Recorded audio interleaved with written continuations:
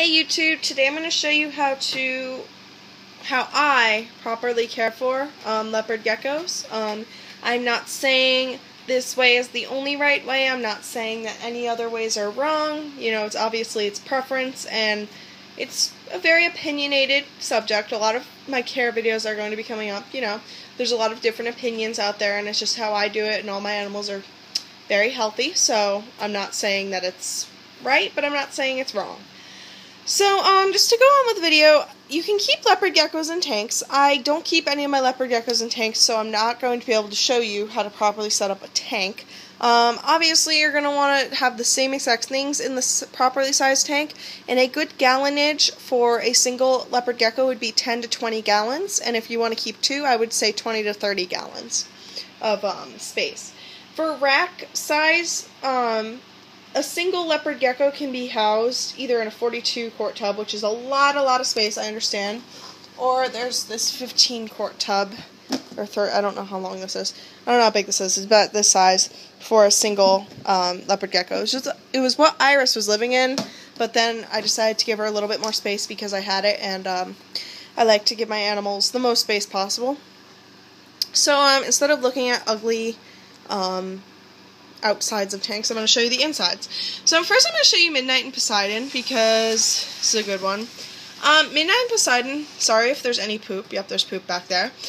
Midnight and Poseidon live together, and so because they're male and female, you're always going to want to be providing them, the female, with a nesting box, just in case she has eggs and you don't notice. So this is filled with slightly damp eco-earth and sand. It's a good medium. You can also use vermiculite. You can use perlite. I've heard a lot of different things. I just like the dirt because it's most natural. And if you're keeping two females together, you don't need the nesting box, although I do recommend it because sometimes females can have infertile clutches. And so you're always just going to want to be careful, you know, to make sure that the female isn't egg binding.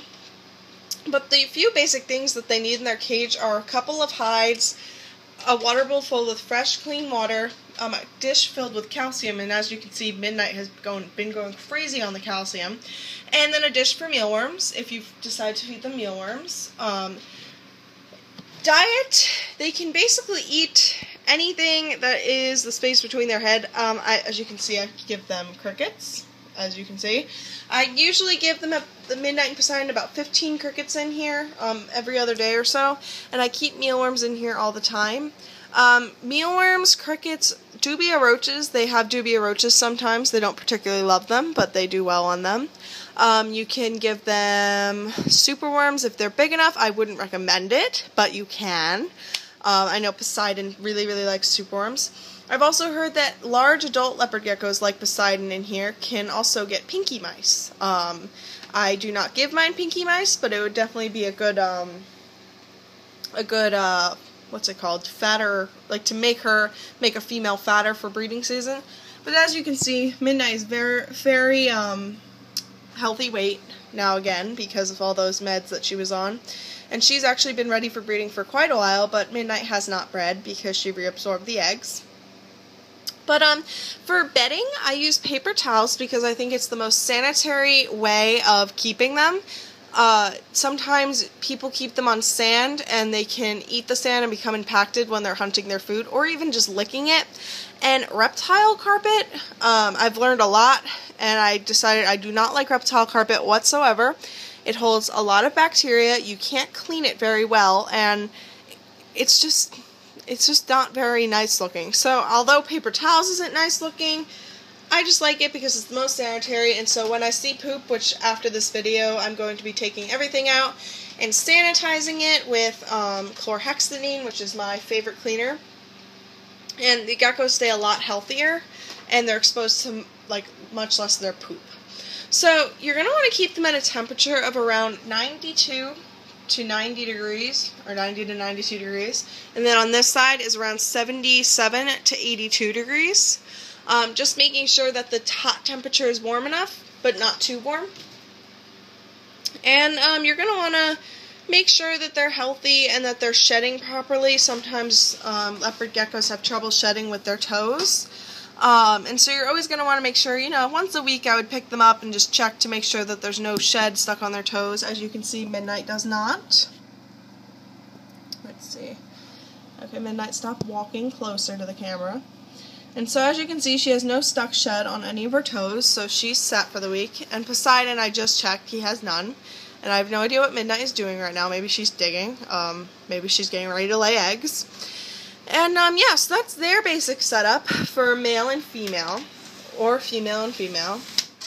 And then when you have a juvenile female, you don't need to add an nesting box, but you certainly can. And it's a similar setup, lots of hides, and a water dish, and the calcium dish, and the mealworms, and somewhere to, you know, you want to keep crickets in there. I think she's in here.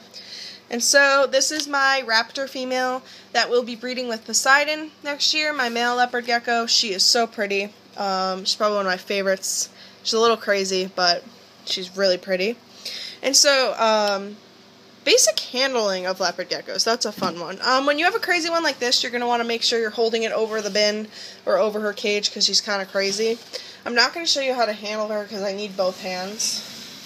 But I can show you how to handle Midnight Poseidon. So to handle a leopard gecko, what you're going to want to do is you're going to want to just make sure they know they're there. And you can pick them up by their midsection. Oh my god, this is hard to do in slow motion. And you can kind of just support them with your fingers.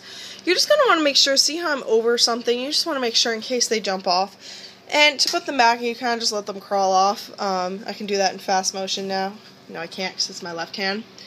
And basically it's very easy to handle leopard geckos. Leopard geckos can come out probably every other day. They don't exactly enjoy handling, but they tolerate it enough to not get too stressed out when they're being handled. And Poseidon's pretty calm, so I'm just going to hold him over my legs. And there's my Poseidon. He's huge, and I'm really excited to breed him next year. But yeah, leopard geckos are not very hard to take care of at all. I definitely recommend them for someone just getting into reptile keeping. They're probably my favorite species to take care of just because they're probably the easiest I have. I feel like bearded dragons can be somewhat tedious and have a lot more care involved with them. So if you're someone looking for an animal that's going to take no more than 30 minutes a week of care, then definitely look into getting a leopard gecko. And if you give them everything they need, like what I've highlighted here, they thrive pretty well. So you're going to want to be feeding just like a highlight. You're going to want to clean them out whenever they poop. You're going to want to make sure that they have everything they need in this enclosure. You're going to want to make sure you're feeding them 3 to 4 times a week, either whether that be mealworms or crickets. And you're going to want to make sure their temperature's between 92 to 90 degrees on the hot side and 78 to 82 degrees on the warm side. And as you can see, Poseidon's being really weird and getting in between the hide box, their nesting box. And if you have a female, I strongly recommend keeping a nesting box in there just in case she decides to develop infertile eggs without the presence of a male. I have no idea what this gecko is doing. But, yeah, it's not very hard to take care of leopard geckos, is the good news. And for heating, you can use either overhead heating, which is good, or you can use under tank heaters, or heat cable is what I use. Either way works. I've heard that overhead heating is not natural, but quite frankly, where does the heat come from on Earth? It usually comes from the sun. But, you know, I understand that the ground holds heat, and so the leopard geckos get heat from the bottom as well.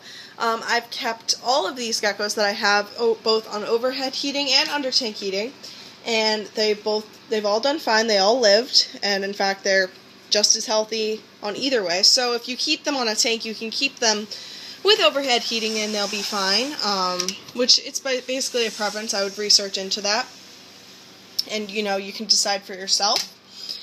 But, yeah, other than that, it's very, very easy to take care of leopard geckos. And I hope this video was somewhat informative. I'm going to be trying to make more care videos. I have like about 8 or 9 of them to do. So that's why I'm kind of doing quick care videos, not like really in-depth like I did with the beardies. And, yeah, YouTube, that's how you do it. So, thanks for watching. Comment, rate, subscribe, and enjoy the rest of your day. Happy August!